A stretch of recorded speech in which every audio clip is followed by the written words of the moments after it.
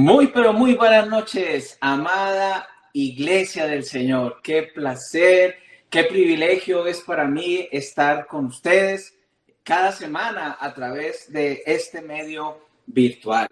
Quiero que ahí donde usted esté, incline por un momento su rostro junto conmigo y le hagamos una oración a nuestro Dios. Amado Señor, unge tu palabra que es preciosa, que es bendita y que es santa, Señor.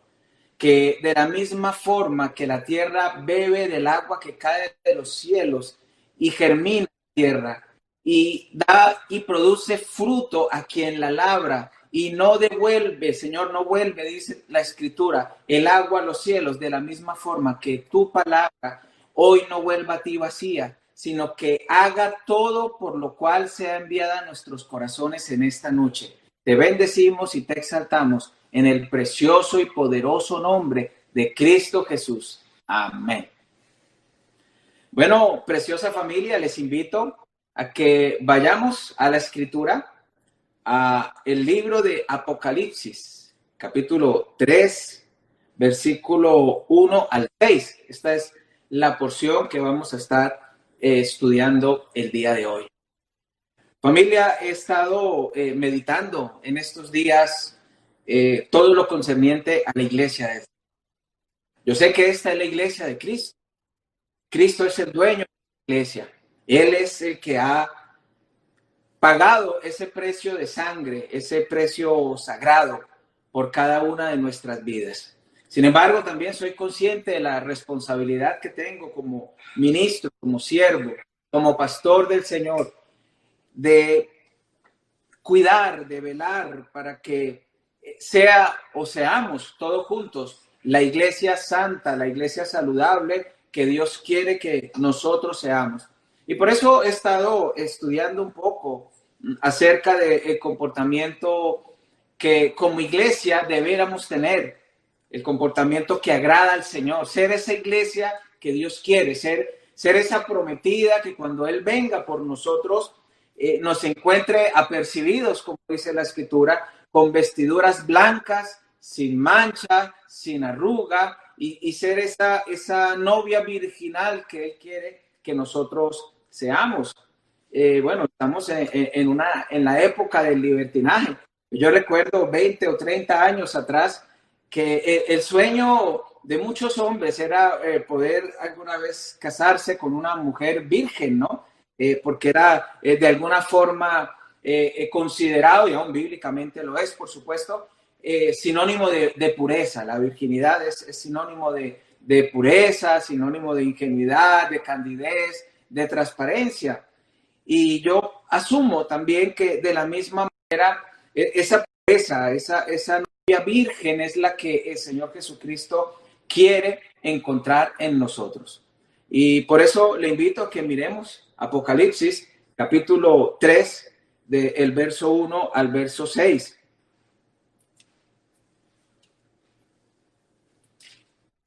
Dice así: escribe al ángel de la iglesia en Sardis, el que tiene los 7 espíritus de Dios y las 7 estrellas, dice esto: yo conozco tus obras, que tienes nombre de que vives y estás muerto. Sé vigilante y afirma las otras que están por morir, para morir, porque no he hallado tus obras perfectas delante de Dios. Acuérdate, pues, de lo que has recibido y oído, y guárdalo y arrepiéntete. Pues si no velas, vendré sobre ti como ladrón, y no sabrás a qué horas vendré sobre ti. Pero tienes unas pocas personas en Sardis que no han manchado sus vestiduras, y andarán conmigo en vestiduras blancas, porque son dignas. El que venciere será vestido de vestiduras blancas, y no borraré su nombre del libro de la vida, y confesaré su nombre delante de mi Padre y delante de sus ángeles. El que tiene oído, oiga lo que el Espíritu dice a las iglesias. Este es un mensaje direccionado a una iglesia en particular. Hay algunos estudiosos de la Biblia que definen el mensaje a las 7 iglesias como 7 periodos, empezando desde la iglesia primitiva hasta la venida de nuestro Señor. Pueden ser teorías, ciertas o no ciertas, son teorías, pero sí es algo si hay algo cierto, y es que de este mensaje podemos tomar hoy palabra poderosa y rica, abundante para cada uno de nosotros y también para la iglesia del Señor, la cual conformamos todos los que estamos en esta sintonía. Para poder entender el mensaje, me gustaría hablar un poquito del lugar. Dice la escritura que este mensaje fue escrito a una iglesia perteneciente a un lugar llamado Sardis. Sardis quedaba más o menos a 30 millas de Tiatira, en lo que hoy se conoce como Turquía, muy cerca por allá de Éfeso también, que es otra iglesia nombrada en el Nuevo Testamento. Esta iglesia era una iglesia rica. Siglos antes fue formada por el famoso gobernador Creso, que fue un hombre muy rico. Algunos lo asociaban con el rey Midas, que todo lo que tocaba se volvía oro. Hoy en día, aún en la lengua inglesa, hay una expresión que se conoce como rico como Creso, que sería algo así como rich like Croesus. Y esto significa que es una persona que es muy pudiente, muy rica, muy adinerada. Él tomó la ciudad y de alguna forma proyectó a la ciudad en riqueza. Esta ciudad estaba sobre una colina y la colina estaba rodeada de forma perpendicular, tenía caída perpendicular a una llanura. Y esto hizo que los habitantes de Sardis fueran muy arrogantes porque ellos pensaban que esa ciudad era inconquistable al estar en un lugar elevado. Y de alguna forma sus habitantes se volvieron soberbios también porque ellos dominaban sobre el valle de Hermo, que tenían el río Pactol, y el río Pactol, que significa puerta de oro, era un río que arrastraba piedras de oro que salían de las minas del subsuelo. Y por eso toda esa zona era una zona muy, pero muy rica. Esta ciudad tenía un punto débil que ellos no cuidaron y fue una quebrada. Y por ahí, por la quebrada, esta ciudad fue tomada 6 siglos antes de esta carta escrita a esta iglesia en el libro del Apocalipsis. Fue tomada por Ciro, el rey bíblico, el rey persa, Ciro el Grande. 3 siglos después también vuelve a ser tomada por Antíoco III el Grande, y en la segunda década de la era después de Cristo tuvo un terremoto fuerte y posteriormente fue vuelta a reconstruir por Tiberio y volvió a ser esa ciudad rica, arrogante, opulenta, que se creía inconquistable de los tiempos antiguos. Y allí a esa ciudad llegó el Evangelio del Señor. Algunas generaciones atrás llegó el Evangelio del Señor, ya tenía años de fundada, y esta iglesia en esta ciudad fue una iglesia que creció, fue una iglesia en un inicio, una iglesia de avivamiento, una iglesia activa, una iglesia evangelizadora, una iglesia conforme al corazón del Señor. Sin embargo, pasó el tiempo y la ciudad entra en decadencia y tristemente la iglesia también empieza un periodo de decadencia. Esta ciudad también era renombrada por las tintorerías y también por la lana, por la industria de las telas también. Era muy conocida por las vestiduras que se hacían ahí en Sardis. Sus habitantes tenían fama de morbosos, de soberbios, de arrogantes. Y quiero que vayamos entonces verso por verso, ya teniendo un panorama un poquito más amplio del lugar, de las costumbres, de la posición económica, de las tragedias que había pasado, 2 conquistas y un terremoto que casi que acabó con toda la ciudad y tuvo que volver a ser reconstruida. Sin embargo, las tragedias, lejos de enderezar los malos caminos de los habitantes de Sardis, más bien no significaron, no hicieron mella en el corazón de ellos para que sus corazones fueran vueltos a Dios. Dice el verso 1, escribe al ángel de la iglesia en Sardis, el que tiene los 7 espíritus de Dios, las 7 estrellas, dice esto: yo conozco tus obras, que tienes nombre de que vives y estás muerto. que habla de los 7 espíritus de Dios, las 7 estrellas, del 7 el número perfecto, y recordemos que el brillo, las 7 estrellas, porque Dios puede dar brillo al que está moribundo, al que está a punto de morir.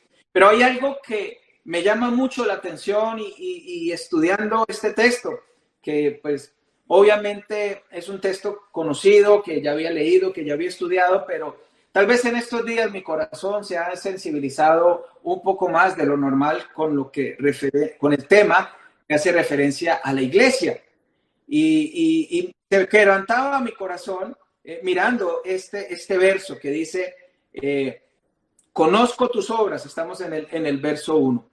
Yo conozco tus obras, que tienes nombre de que vives y estás muerto. Y yo pues pertenezco a una iglesia. Soy pastor, sirvo a Dios en una iglesia, ¿no? Y a mí, en medio de mi reflexión pensaba, Señor, ¿qué impresión tienes tú de nuestra iglesia? ¿Qué impresión tienes tú de mi vida? Porque los cristianos de Sardis creían que eran una iglesia sana, creían que era una iglesia saludable, creían que estaban en avivamiento, pero era una iglesia moribunda. Y cuán triste es estar engañado, creer que somos algo y realmente no llegar a hacerlo. Y esta iglesia de Sardis representa las iglesias que comienzan bien, las iglesias que hacen la voluntad del Señor en sus inicios, pero poco a poco van perdiendo el fervor espiritual y empiezan ya después del tiempo a vivir de las glorias pasadas. Yo recuerdo que en mis inicios de la vida cristiana hacíamos tales cosas. Yo soy uno que vivo de glorias pasadas, porque, por ejemplo, recuerdo que mi primer curso de estudio bíblico, que le llamábamos CF1, curso de formación 1, era todos los días, de lunes a viernes. Todos los días nosotros estábamos en un adiestramiento cristiano y nos aprendíamos cada día un versículo diario. Y el día lunes, cuando comenzaba la semana, había que decir los 7 versículos de la semana anterior. Y el último día del mes, había que decir los 30 versículos del mes. Y cuando yo recuerdo esto y miro como los cursos que hacemos hoy día, que exigimos solamente un versículo por semana y eso todos se lo aprenden, se lo memorizan, y entonces uno empieza como a recordar las glorias pasadas, ¿no? Bueno, la iglesia de Sardis era una iglesia que vivía de los recuerdos de sus inicios, de sus glorias pasadas, de las cosas buenas, de la fama que ellos hicieron en sus principios. Ahora al Señor no se le puede ocultar el verdadero estado interior. Del Señor no nos podemos esconder. Cuando el Señor mira la iglesia en la que nosotros pertenecemos, pues el Señor sabe fácilmente cómo estamos. Recordemos que cuando Jesús se acercó a una higuera que tenía hojas verdes, y dice la Biblia que tuvo hambre y se acercó, y resulta que esa higuera tenía apariencia de árbol frondoso, pero era carente de fruto. Y recuerdo las palabras del apóstol Pablo a su discípulo Timoteo: tienen forma de piedad, pero niegan la eficacia de la misma. Entonces, familia, no se es cristiano por haber repetido una oración algún día. No se es cristiano ni siquiera por ir a una iglesia. Se es cristiano cuando a través de una confesión de fe hay un verdadero arrepentimiento, hay un verdadero y genuino deseo de conversión. Qué triste es creer que estamos vivos espiritualmente y no estarlo. Creer que estamos viviendo un avivamiento y no vivirlo.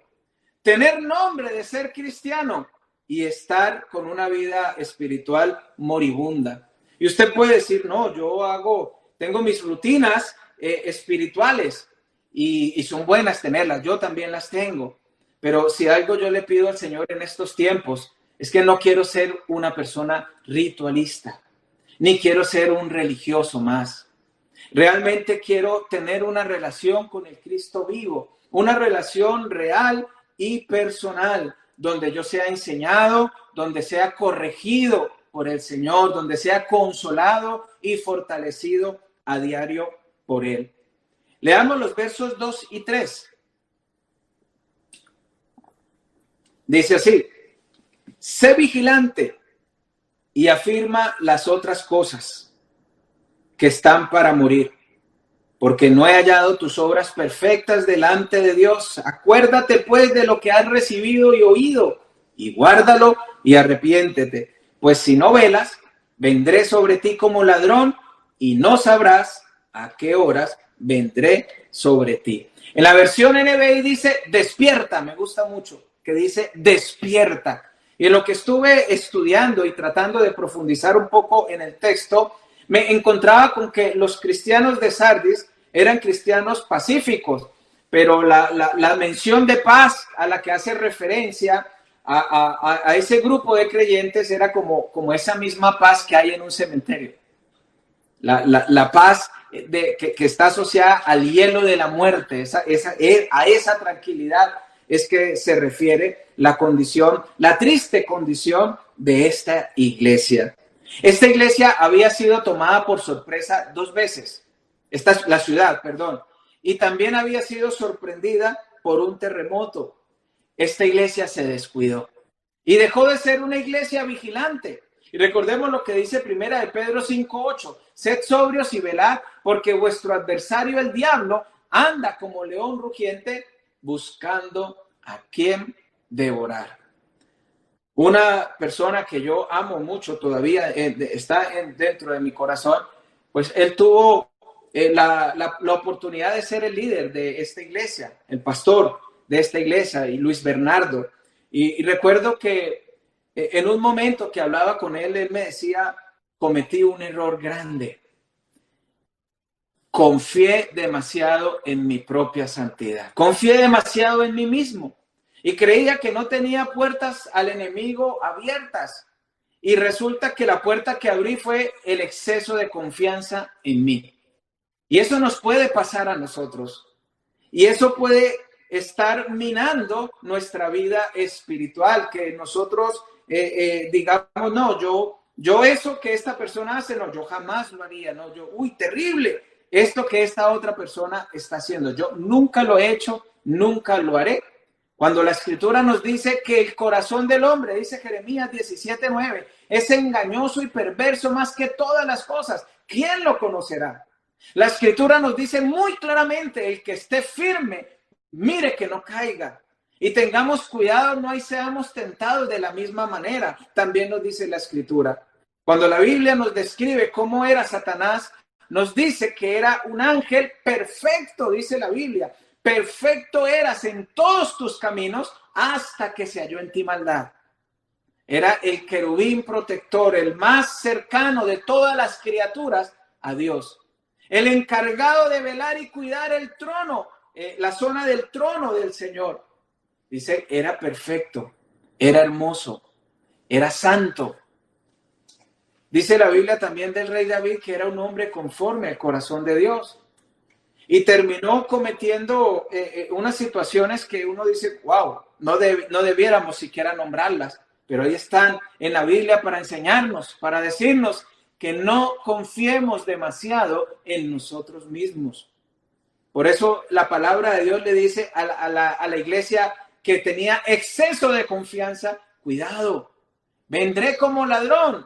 Ya ellos habían vivido 2 conquistas inesperadas. Se confiaron porque estaban en una colina. Les llegó el de repente a través de un terremoto. Y el Señor utiliza la historia de la iglesia, la historia de la ciudad, para recordarle a la iglesia la necesidad de no confiarse, la necesidad de no tener exceso de confianza propia, la necesidad de estar vigilantes, la necesidad de estar todo el tiempo en la presencia de Dios de manera constante, de manera diaria, para que no venga ese de repente que ninguno de nosotros quisiera vivir. Y en este mensaje dice: reaviva lo que es rescatable. Pertenecemos a una iglesia donde todos los que hacemos parte de ella somos hombres. Y siempre que haya hombres, ¿qué habrá? Pecado, errores, Siempre que haya personas dirigiendo y también conformando la iglesia, pues siempre van a haber situaciones. Pero hay cosas muy lindas que yo he aprendido en esta iglesia. Hay cosas muy lindas que yo he aprendido en esta familia. Aquí en esta iglesia yo recibí la salvación. Aquí en esta iglesia conocí a mi esposa en el ministerio de niños. Aquí en esta iglesia he vivido experiencias muy lindas. Aquí en esta iglesia empecé a tener amor por los perdidos. Aquí en esta iglesia experimenté a través de muchos miembros el amor de familia. Aquí en esta iglesia aprendí a amar lo que Dios ama, amar a Israel. Aquí en esta iglesia hemos recibido cosas lindas que atesoramos y que guardamos en nuestro corazón. Y eso Dios quiere que lo reavivemos, que reavivemos lo rescatable, pero también nos dice algo que quiero que miremos con detenimiento. No he hallado tus obras perfectas. En otras versiones dicen, no he hallado tus obras llenas o completas. Habían obras, pero faltaba amor en esas obras, faltaba servicio en esas obras. En el libro de Daniel, en el capítulo 5, vemos cómo el rey Belsasar, un hombre descendiente de Nabucodonosor, hace una fiesta y manda a traer los principales de su reino con sus mujeres y sus concubinas, y manda a traer, dice la escritura, los tesoros que habían sido conquistados por Nabucodonosor, su padre, del templo de Jerusalén. Y lo profanaron y lo usaron en medio de la fiesta. Y cuando ya estaba pasadito de copas, este hombre Belsasar ve una visión, ve una mano escribiendo algo en una pared. Y la escritura decía, Mene, Mene, Tekel, Uparsin.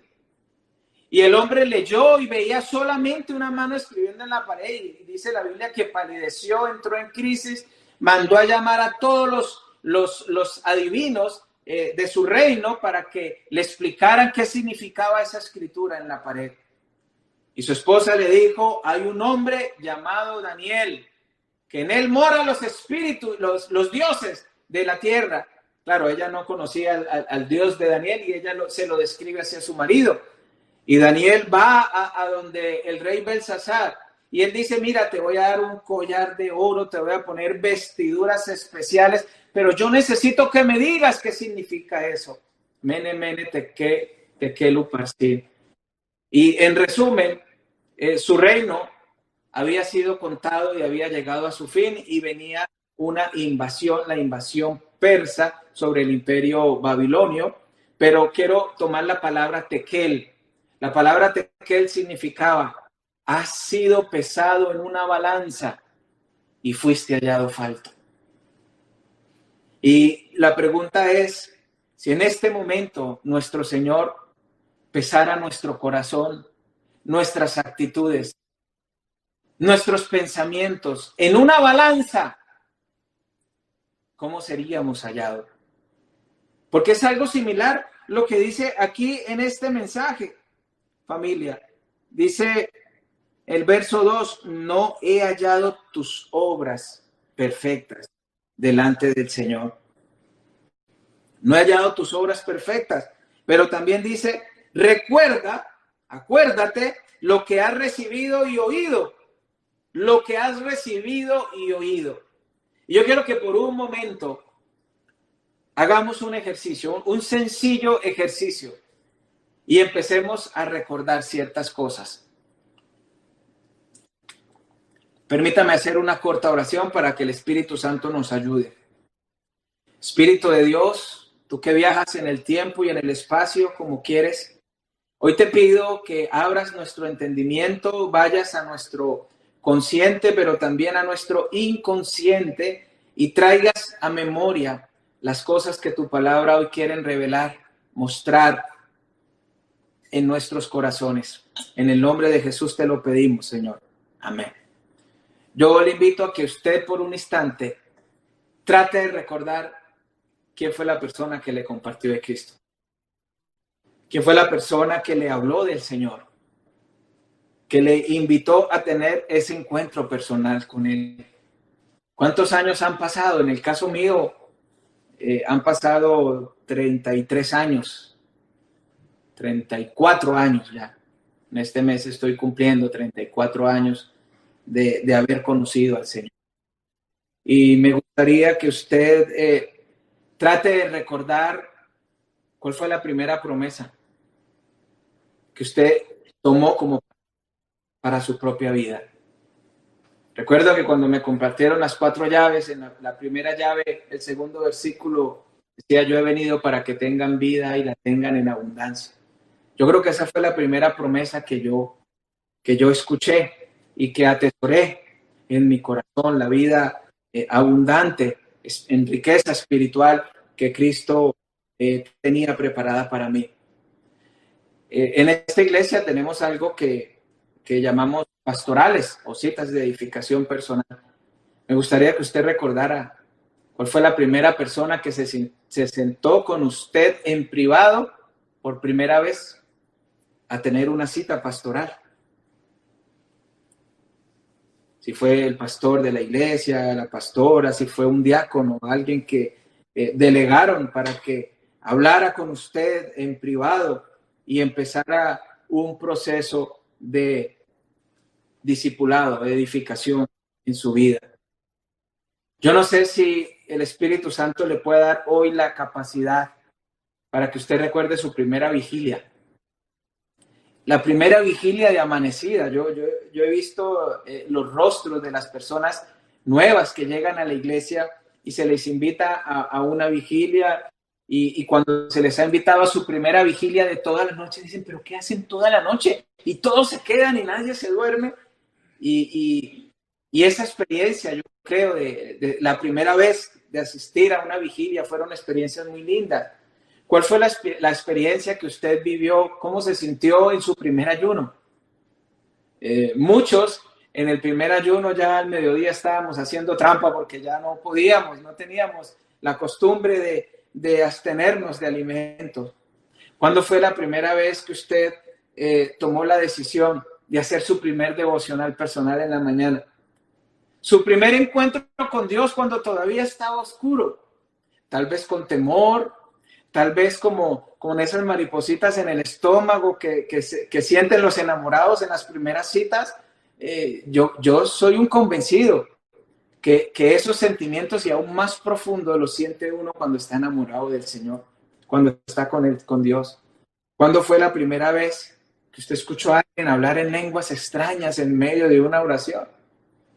Seguramente usted se asustó, dijo: aquí esta gente está loca. ¿O cuándo fue la primera vez que usted tuvo su propia experiencia con el Espíritu Santo, en hablar en lenguas, en el escuchar la voz de Dios? ¿Cuándo fue la primera vez que usted estuvo completamente convencido que Dios le habló a través de un sueño?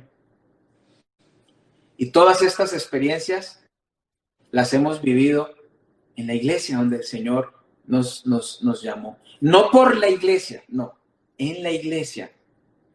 Porque esto lo vivimos cada uno por nuestra relación personal que tenemos con Jesucristo. Pero es bueno, dice la Biblia, recuerda, dice el verso 3, acuérdate de lo que has recibido, recuérdalo. ¿Qué acabamos de hacer en este momento? Un sencillo ejercicio bíblico: recordar el primer amor, recordar nuestro amor por Dios, recordar nuestra pasión por los perdidos, recordar que un día dijimos: Señor, lo quiero dejar todo por ti, y lo dejamos. Recordar que un día le dijimos al Señor: Señor, hágase mi voluntad y no la tuya. Recordar que un día le dijimos al Señor: quiero vivir para ti. Ya estoy cansado de vivir para mí. Estoy cansado de vivir para el mundo. Tengo 42 años viviendo para el mundo y nada he conseguido. Hoy quiero vivir para ti. Esa oración yo sé que muchos de nosotros se la hemos hecho al Señor. Y qué lindo es poder recordarlo. Como lo dice la palabra de Dios, dice: recuérdalo, guárdalo. Y está en presente, porque es algo que debe continuar. Y arrepiéntete con urgencia.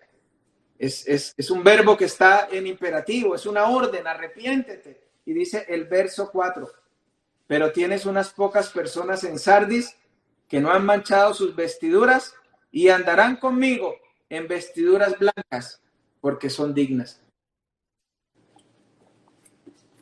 Me va a perdonar usted si de pronto le quito no sé, su respeto o su admiración que de pronto pueda tener a mí. Cuando yo leo este pasaje, yo no considero que sea parte de ese grupo de personas que no han manchado sus vestiduras. Ahora, si Dios me tiene en ese grupo, pues gloria a Dios. Pero yo siento a nivel personal que me falta, que necesito del Señor, que necesito andar con Él, que necesito a diario que Él cambie mis vestidos por los vestidos que Él tiene para mí.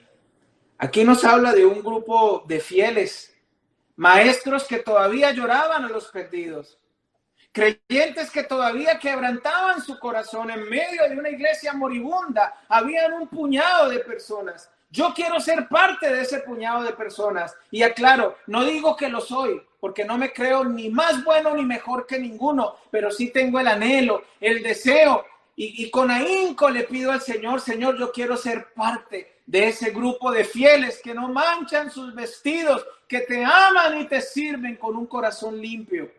Esa es mi oración. Esa es mi oración. Que cuando el Señor venga por su iglesia me encuentre haciendo su voluntad y no la mía. Ahora me llama la atención cómo Dios usa el lenguaje común de cada sitio para hablarles. Aquí les habla de vestiduras. Y recuerde que al principio veíamos que Sardis era renombrada también por la industria de lana y tintorería. En esta ciudad habían cultos paganos. No los hacía la iglesia cristiana, habían otros ritos en otros sitios dentro de la misma ciudad. Pero mire, familia, ni siquiera los ritos paganos se podían hacer con vestiduras manchadas. Ni siquiera los ritos paganos. A los dioses falsos, ni siquiera se les acercaban sus sacerdotes con vestiduras manchadas. Los sacerdotes judíos, cuando tenía una mancha en las vestiduras, ellos no se presentaban a ofrecer servicio, porque su ministerio automáticamente era rechazado, con una pequeña mancha que hubiera en su vestido. Yo le pregunto, ¿qué haría usted si tiene una botella de agua y en las indicaciones, en los componentes, usted encuentra que dice 99.9% agua pura, 0,1% agua de cloaca? El agua de cloaca es agua inmunda. La pregunta es, ¿usted la bebería? Pero tiene 99.9% de pureza. Y por ese 0,1% de inmundicia, seguramente usted diría, no, yo quiero un agua que sea 100% pura. Jesucristo quiere una iglesia que sea limpia, una iglesia que se santifique a diario, una iglesia que sea pura. Esa es la iglesia que Él anhela. Tristemente, el pecado mancha nuestros vestidos. Tristemente, el pecado daña nuestra vida espiritual. Tristemente, el pecado quita el deseo de las buenas obras y apaga el fuego del espíritu. Y entonces terminamos viviendo de lo que un día hicimos, las glorias pasadas, la reputación que alcanzamos a tener en los tiempos de antaño. Déjeme decirle que el pecado mancha las vestiduras de la iglesia y de los creyentes. ¿Sabe qué? El pecado le va a llevar más lejos de lo que usted quiere ir. El pecado le va a tardar más tiempo de lo que usted quisiera invertir. El pecado le va a costar más de lo que usted quisiera pagar. Porque ese es el pecado. Sin embargo, dice la Escritura en el libro de Apocalipsis que el Señor quiere ponernos vestiduras limpias. Lino fino, lino blanco, dice la Escritura. Ahora, el lino tiene unas características. Es una tela muy linda. Se ve muy bien la ropa que tiene lino, pero el lino se arruga con facilidad y también se mancha muy fácil. Y esto significa que pues debe tener cuidados extremos. De la misma forma, la iglesia, Dios quiere que no tenga ni manchas ni arrugas, aunque esté vestida de lino fino. Y entonces la pregunta es, ¿cómo están mis vestiduras en este momento? Cuando usted recibió al Señor y confesó sus pecados con un corazón arrepentido, el Señor le entregó a usted una vestidura de lino fino, limpio. ¿Cómo están las vestiduras que Dios puso en usted en el momento en que usted realmente se convirtió a la fe cristiana? ¿Cómo están esas vestiduras? Quiero decirle algo a los fashion, a los creyentes que son amantes de la moda. En el cielo solamente va a haber una moda y un tipo de vestido, de lino fino y blanco. Todos vamos a estar vestidos de la misma manera, algo así como la cultura Amish, que todos se visten igual y entonces nadie cree que es más importante que nadie porque todos visten igual. Bueno, las vestiduras van a ser también las mismas para nosotros en los cielos, vestiduras de lino blanco, de lino fino. Cuando nosotros recibimos al Señor, el Señor colocó en nosotros nueva mitra, nuevas vestiduras, dice la Escritura.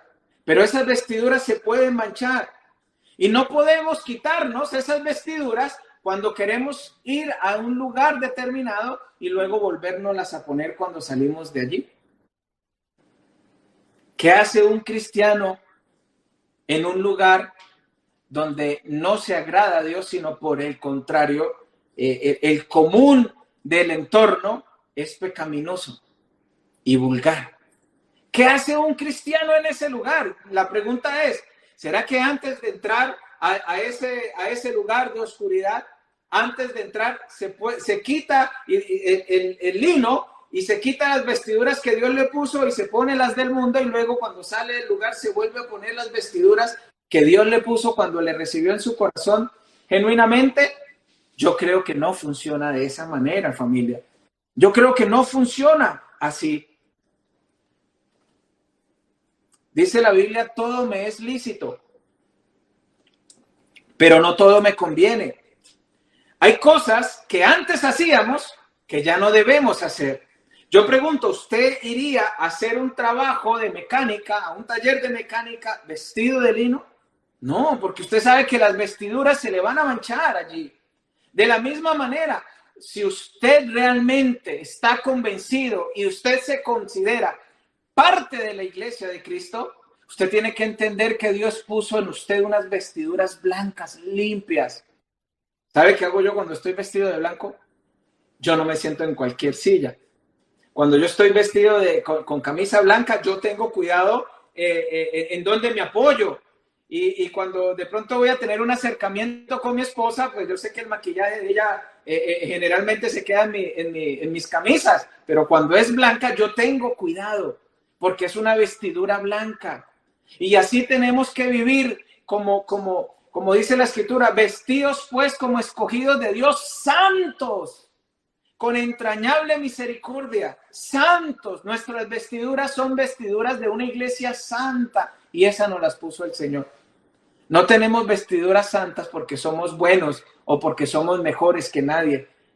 Tenemos vestiduras santas porque el Santo nos vistió y lavó nuestras ropas y quitó nuestra vileza con su preciosa sangre en la cruz del Calvario. Hoy día hay cosas que no nos quedan bien a nosotros. Y con mi esposa a veces nos reímos porque el Facebook nos recuerda publicaciones del ayer y a veces decimos, riéndonos en nuestra intimidad de forma jocosa, tú volverías a publicar esto hoy día y ella me dijo no y viceversa. Yo también no. Yo hoy ya no lo diría. ¿Por qué? Porque hemos entendido con el pasar de los años que tenemos una vestidura. En el momento en que usted entra a una red social y usted comparte y usted escribe algo, usted tiene la vestidura del Señor. y tiene que honrar ese traje, honrar esa vestidura, honrar la realeza que Dios ha puesto en usted, y ese es motivo suficiente para dejar de vivir para agradarnos a nosotros mismos y agradarlo a Él. Y yo pregunto, si la Biblia habla de Cristo, que Él mismo vivió siendo Dios, no para agradarse a Él, sino para agradar al Padre, ¿cuánto más nosotros debiéramos vivir para agradarle a Él? Tenemos que vestirnos con las acciones santas que dice la palabra de Dios. Y aquellos que caminan con Dios durante su vida son dignos de caminar con Él después de su muerte. Y Él así lo quiere. Ahora hay muchas formas de manchar las vestiduras. Solamente voy a nombrar unas. Manchamos las vestiduras cuando calumniamos a alguien sin tener pruebas. Manchamos las vestiduras cuando mentimos a conveniencia. Manchamos nuestras vestiduras cuando dejamos de hacer la voluntad de Dios, cuando preferimos el mundo que lo eterno. Manchamos las vestiduras, claro, cuando practicamos cualquier pecado ligado a la inmoralidad, claro que sí. Pero permítame hablarle a los moralistas un poquito. Los moralistas son los que agarran los 10 mandamientos y se pegan al no adulterarás y al no matarás y al no robarás. Y los otros 7 mandamientos no, para ellos no hacen mella. Déjenme decirles algo. El mandamiento número 9 dice: no dirás falso testimonio contra tu hermano. ¿Sabe qué? Está a la altura de no adulterarás, de no matarás y de no robarás. ¿Qué cosa? El falso testimonio contra el hermano. Eso es moralismo. Tomo lo que yo no hago para señalar y me olvido de que aún la palabra de Dios me dice que no lo haga. En el momento en que yo lo hago, dice la Escritura, mancho mis vestiduras. Recordemos que somos el canal por donde pasa el agua, pero no somos el agua. No somos nuestros, somos de Él. La iglesia santa es la iglesia que se edifica a través de la palabra de Dios. No es la iglesia fabricada por hombres, no. Ahora, la buena noticia es que Cristo quiere cambiar nuestras vestiduras viles por vestiduras blancas, limpias y justas. Como hizo el padre del hijo pródigo. Recordemos la Escritura que dice que mandó a colocarle un anillo y a traer nuevos vestidos y a quitarle las vestiduras que traía porque estaban harapientas, inmundas y olorosas. Y el padre del hijo pródigo lo primero que hizo fue volverle a colocar vestiduras limpias. Lamentablemente dentro de la iglesia hoy existen lavadores, hoy existen tejedores por cuenta propia. Es decir, pecamos y lavamos, no dejamos que el Señor lave nuestros vestidos, sino los lavamos nosotros mismos justificándonos, autojustificando nuestras acciones y nuestros errores, y construimos y tejemos nuestros propios vestidos, fabricando vestidos según nuestra propia forma de ver. ¿Y cómo ve Dios esos vestidos fabricados por el hombre mismo? ¿Cómo ve el hombre los actos o las iniciativas cómo ve Dios las iniciativas de bondad del hombre cuando está separado de él? Dice la Escritura, como trapo de inmundicia. Así lo ve el Señor. Y dice el versículo 5, el que venciere será vestido de vestiduras blancas, y no borraré su nombre del libro de la vida, y confesaré su nombre delante de mi Padre y delante de los ángeles, de sus ángeles. Permítame explicarle algo. Este pasaje que dice no borraré su nombre del libro de la vida, no se refiere a la pérdida de la salvación. Tenemos que entenderlo desde el contexto histórico en el que se escribió este relato. En la ciudad de Sardis había un libro municipal donde se anotaban los nombres de todos los que nacían y de los nuevos residentes que llegaban a vivir a Sardis. De la misma forma, cuando alguien moría, borraban el nombre, o cuando alguien se iba a vivir a otra ciudad por cuestiones de censo, también borraban el nombre.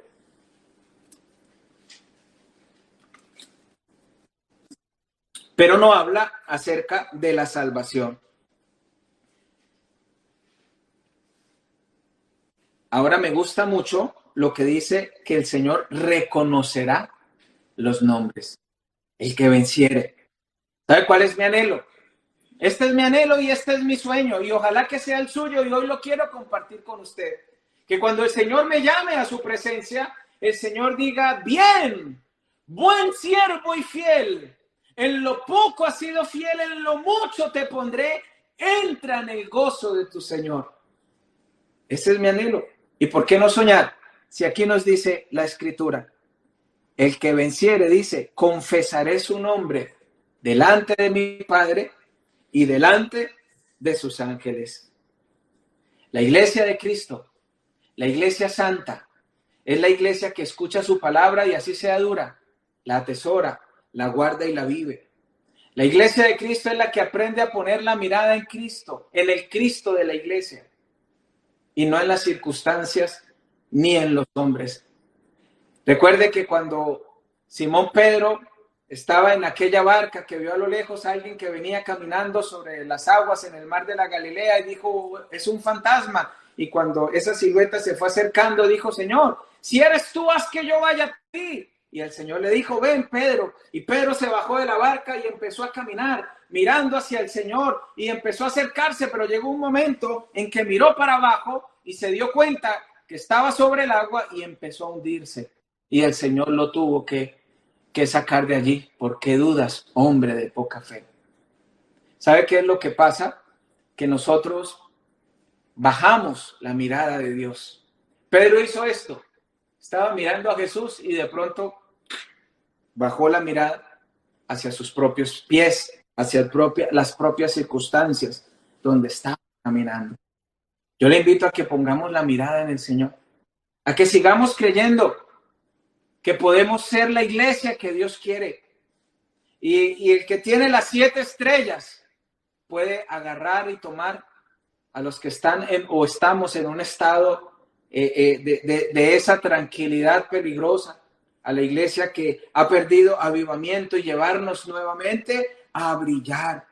Si usted siente que sus vestiduras se han arrugado, si usted siente que sus vestiduras se han manchado, o que usted ha intentado lavarlas por sí mismo o hacer su propia ropa espiritual a su medida, yo le invito a que usted, donde está, se ponga de pie y vamos a orar. Y vamos a hacer una oración especial hoy. Allí donde usted está, cierre sus ojos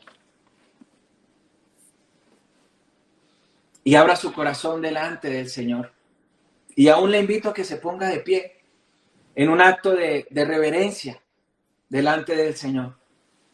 Dios mira el corazón, es cierto, podemos orar sentados, acostados, en todo momento, pero también hay momentos para rendirnos delante de Él, para mostrar reverencia delante de Él. Como cuando llega alguien a casa y uno enseña a sus hijos: ponte de pie, hijo, y saluda, por respeto, por reverencia. Por eso le invito a que, donde usted está, en la comodidad de su hogar, usted se ponga de pie y vamos a orar.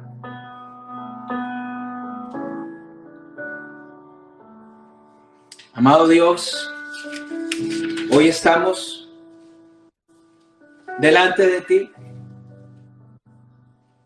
No sé qué tanto de sardis haya en nosotros como iglesia. No sé qué tanto de sardis haya en mí, Señor.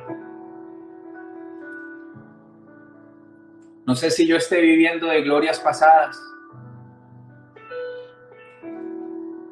de lo que un día tú hiciste en mi vida, de cómo me usaste, de cómo te amaba, de cómo te servía.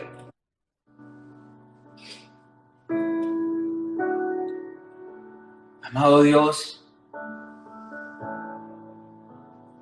hoy me dices: recuérdalo, lo que has vivido, lo que has oído, guárdalo. Pero también arrepiéntete Señor, hoy tenemos que reconocer que en el mundo hemos manchado las ropas santas que un día pusiste, Señor, en nosotros.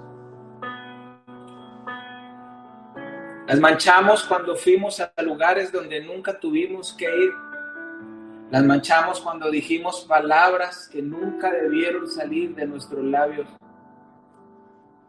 Las manchamos, Señor, a través de esos pensamientos que nunca fueron cautivos a la obediencia de Cristo. Manchamos las vestiduras, Señor, cuando tomamos decisiones alejados de tu voluntad, guiados por nuestra propia soberbia, Señor. Cuando tomamos decisiones guiados por nuestra propia experiencia, por nuestra propia lógica, por nuestras propias razones humanas.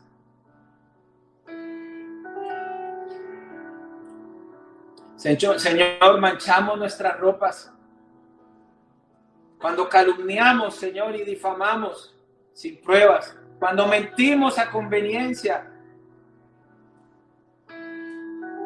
cuando nos da enojo, Señor, y nos da envidia, cuando los demás prosperan, Señor, y tienen éxito. Manchamos nuestras ropas cuando nos mezclamos en el mundo y somos uno más. Cuando nos sentamos en silla de escarnecedores.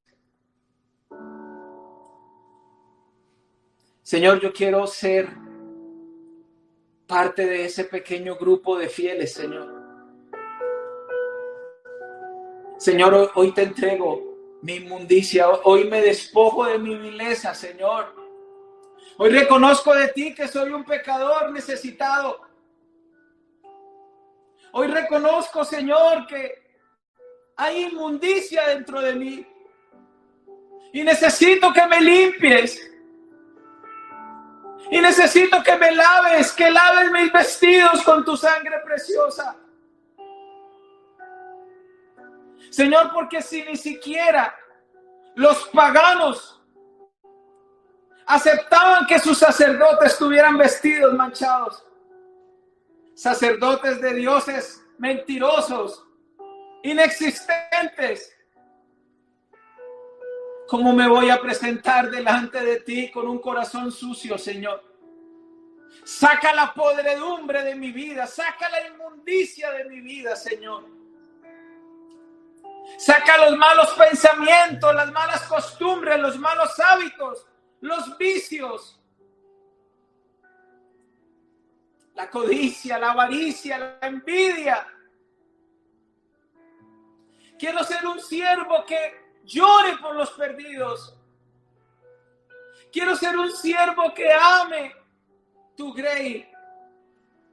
Y dile, quiero ser un creyente con un espíritu quebrantado. Un creyente generoso, dadivoso, que ame, que sirva, que apoye.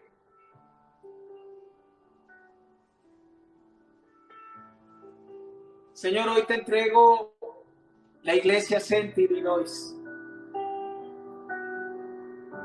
Señor, purifícanos como el oro.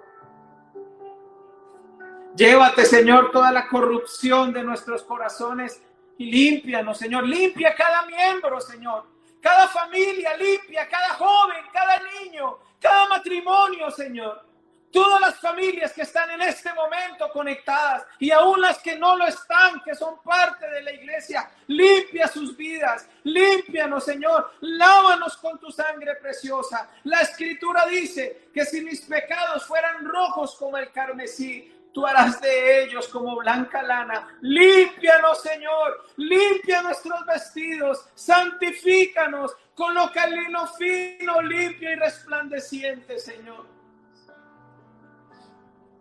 Que te honremos con nuestras acciones, Señor. Que te honremos con nuestros pensamientos, con nuestras decisiones. Que te honremos con nuestra forma de vida, Señor. Que te honremos como solo tú te lo mereces, Señor.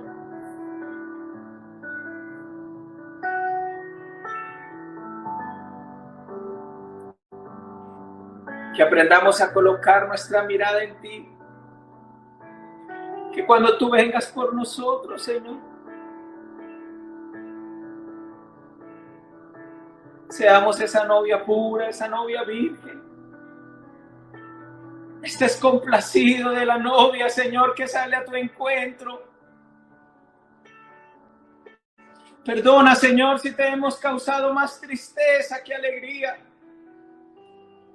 Perdona nuestros pecados, Señor, como iglesia. Y límpianos, Señor. Y dirígenos tú, Señor. Dirige nuestros pasos. Santifícanos con tu verdad. Tu palabra es verdad.